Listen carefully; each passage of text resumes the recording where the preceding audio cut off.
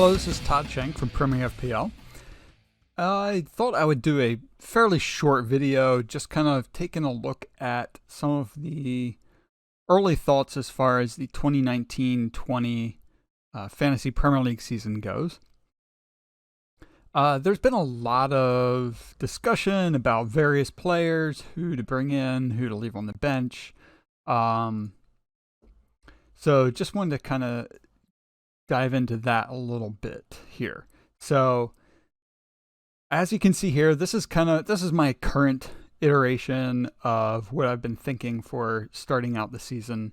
I think a lot of the discussion has been around, going big at the back, whether or not to have Salah and Sterling or just one of either of them, as well as which forwards to pick. In some of the things that I've been considering, I've actually been looking a lot at not carrying a big, high-priced forward. So I'll play around here a little bit and show some of what I've been thinking. So this is the current one that I have up. I don't know if I'm actually going to stick with this or not, but have Ederson here at the back along with Wan-Bissaka, Luka Dean, Van Dijk, and Trent Alexander-Arnold. And I've kind of gone back and forth as far as Alexander-Arnold and Robertson. Then in my midfield, I have Perez here, Bernardo Silva, Salah, and Fraser. And then up front, Joelinton and Kane. Bench here has Lundstrom, who is seems to be one of the big 4.0 defenders. So one of the main things looking at him is that he has been playing in midfield primarily. Defensive midfielder, but that's primarily where he's been playing. I guess the big thing is whether or not he's going to be starting the season. Dendoncker here, he is my 4.5 midfielder. And then Greenwood, who's my 4.5 forward. There is a chance that he might be getting some playing time this season. He's been featured pretty heavily in United's preseason, so that's the primary reason I'm going with him. The other reason for going with him is he's a 4.5 forward and will basically be riding the bench for me. My backup keeper, I currently have Dean Henderson, who looks to be set to start for Sheffield United. And that's an area that I've been looking at swapping around quite a bit as well. So taking a look here at transfers. So some of the other things that I've been considering here is Henderson. Let's start here at goalkeepers. So some of my other thoughts. I would prefer to go big. So my thought overall this season, I'll just kind of throw it out there now, is I would like to stick with going fairly big at the back. Alisson, Ederson for goalkeepers, and then primarily, the 6.0, 7.0, like you can see here, these big defenders here at the back. I feel like you get the best value for your points when you have these high-priced defenders based on what we've been seeing, what we saw last season. So Ederson is who I currently have, which is primarily so I can fit in 2 Liverpool defenders and Salah. The other one to have would be Alisson. So I'm advocating for going big at the back here. As you can see here, not a whole lot of difference between the two of them, but overall, 176 points for only 6 million is a pretty good value. You're going to be getting points from either Ederson or Alisson for the season. As far as other, backup goalkeepers, some of the big ones to look at, some of the questions that I'm wondering are, who's going to be starting for Bournemouth? So you have Begovic here or Boric, and who's going to be starting for Burnley with Hart and I believe Pope is in here somewhere. Now with Heaton moving to Aston Villa, that's another interesting choice. So I'm actually considering moving to Heaton. I know Button is another one that's been thrown out there quite a bit for Brighton Hove Albion, along with Ryan. So again, a lot of this is going to depend on who's actually going to be starting for these teams. And for some of them, it's kind of difficult to figure out who's starting and who's not. So For now, I'm kind of going with Henderson. He looks to be nailed on as a starter. Heaton is the other one that I've been considering now that he's moved to Aston Villa. He's shown that he can get points in the past. I'm going to go ahead and add him in there. Now, looking at defenders, the big one here that I've been looking at going back and forth, swapping quite a bit in my teams, is Alexander-Arnold and Robertson. Now, you can see here Robertson, Van Dijk, and Alexander-Arnold top here for defenders. I would like to have at least 2 of those 3. And then on top of that, I've been looking at going kind of back and forth between David Luiz, Azpilicueta, and Luka Dean. Those are kind of covering some of the bigger value points in there. The problem with Man City defenders is that there is still some rotation risk with them. And what I would really like to do is basically set and forget my defensive back line.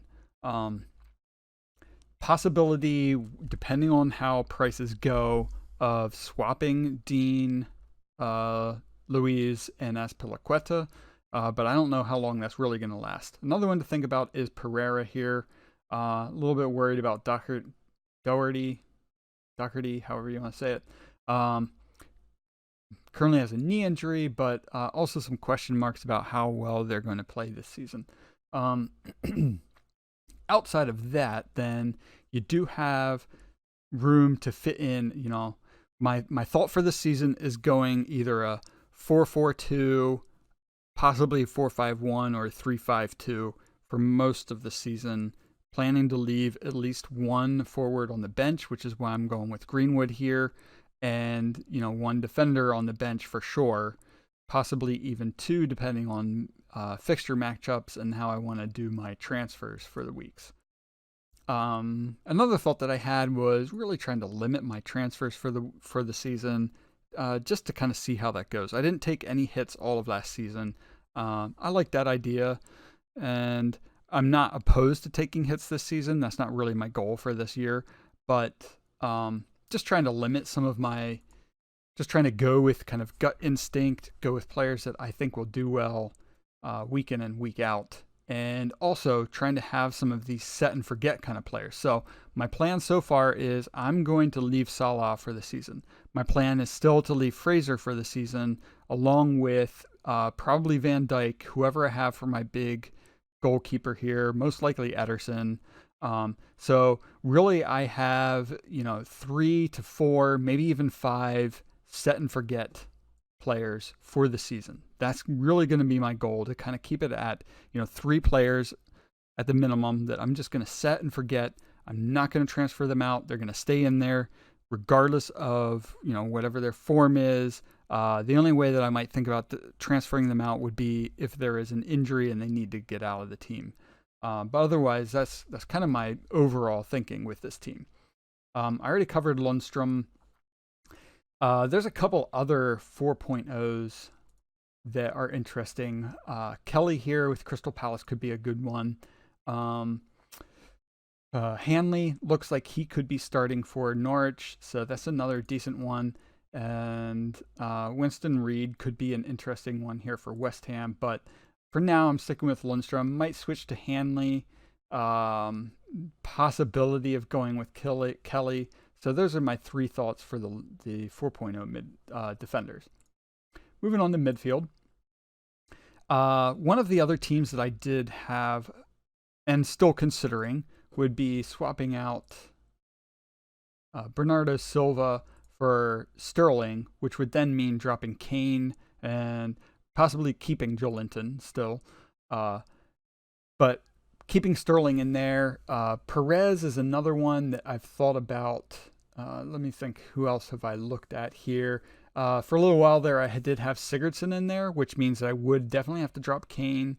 Look at some other value picks up front, and that might also force me more into a 4-5-1 setup. If I would go with Sigurdsson, but I do like Sigurdsson. I like a lot of these value picks here at the top, guys that top of the scoring, and that's why they have the prices that they do. Sterling isn't quite as much of a value pick. I read an article by Who Got the Assist Very interesting article talking about value. I really liked looking at that. Now, I think one of the questions with that is who are going to be the value picks for players coming in this season? They primarily use data from the last season, and I like what they did with that. It was a very interesting article.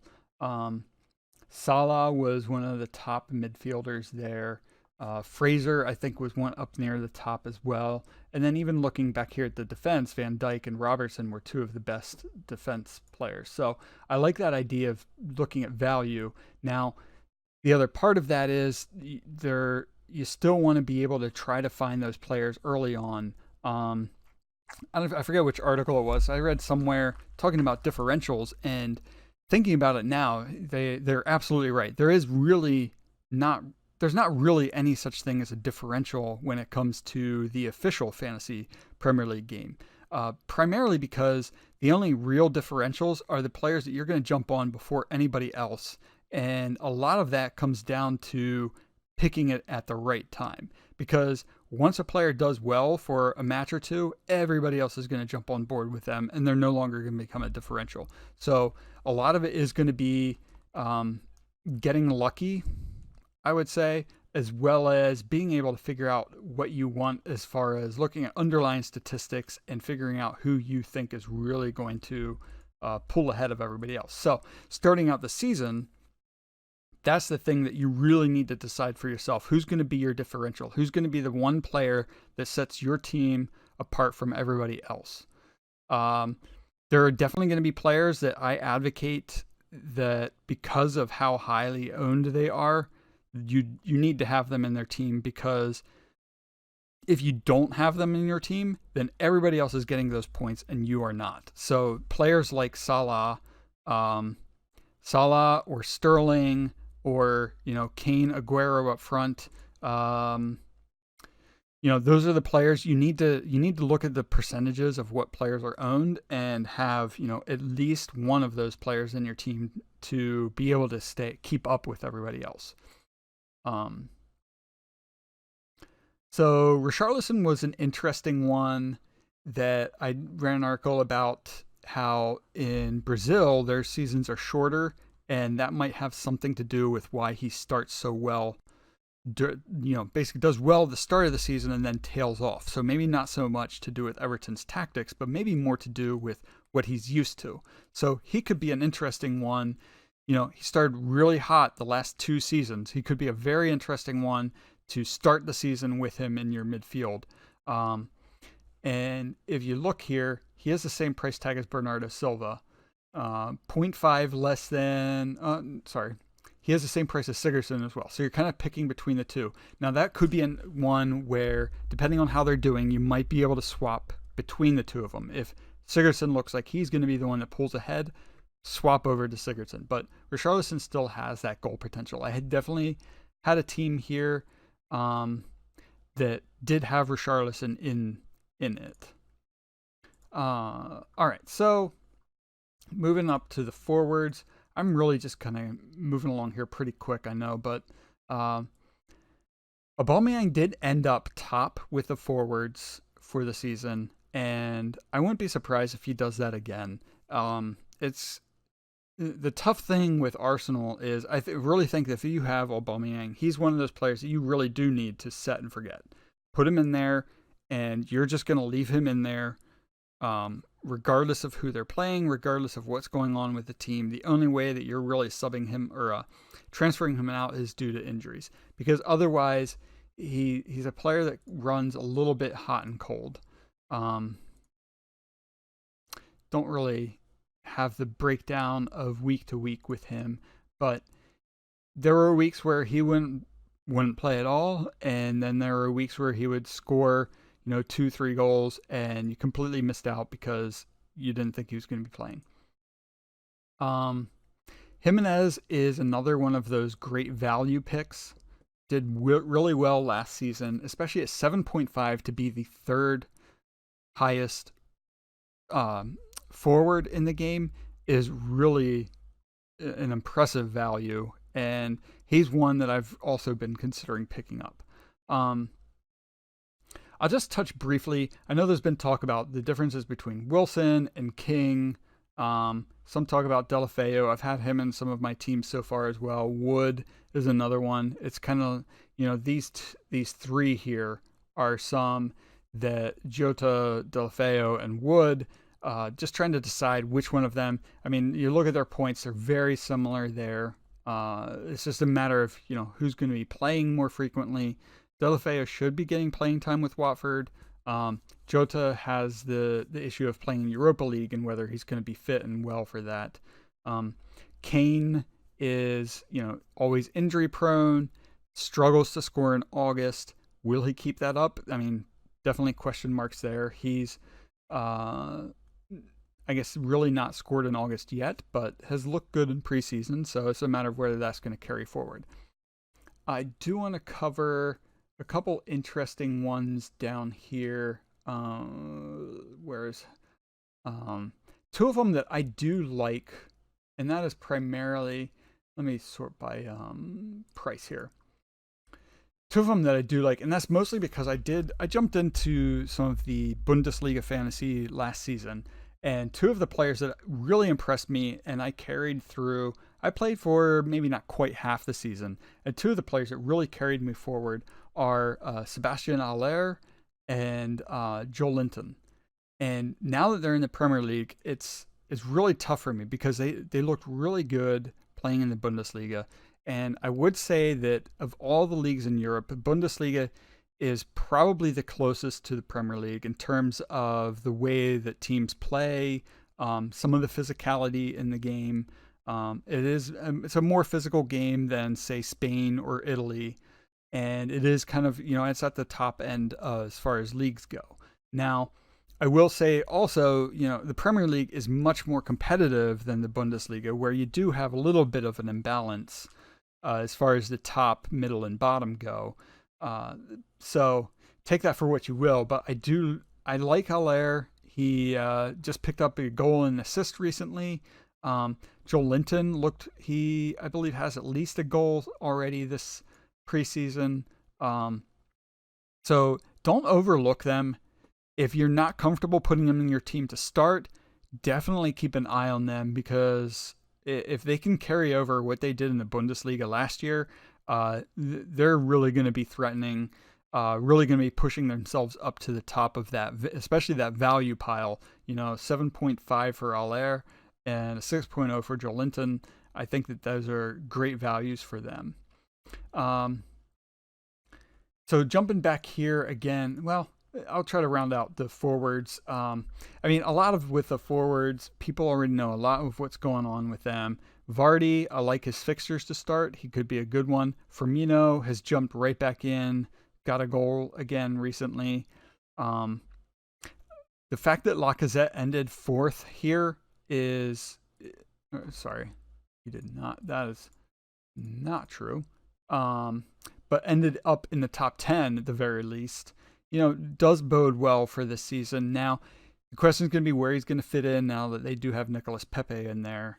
At least to start, I don't know that Pepe is going to be playing a whole lot, so picking Aubameyang, Lacazette, shouldn't have to worry about that too much.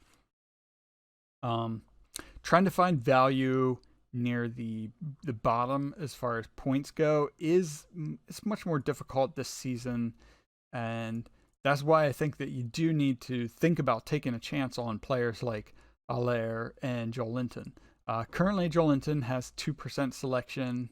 Haller has a little bit more at 4.7%, but still, those could be players that if you bring them in, that's enough of a differential to get you started.